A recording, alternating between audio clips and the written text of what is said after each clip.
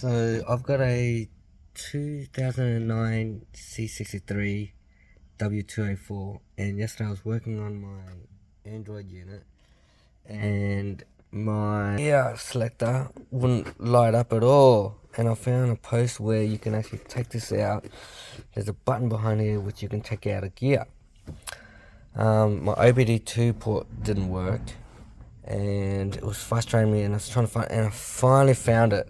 So if your gear knob or your gear selector is stuck in park and won't even move, I found out that, so you got your fuse box here, there's nothing under here. I was googling and researching, and I found out that this one here, a 5 amp fuse, does the automatic transmission and the OBD2. So that was blown. So number 16. So number 16. Yeah, and now it works. So I replaced that, push the button, and now it lights up.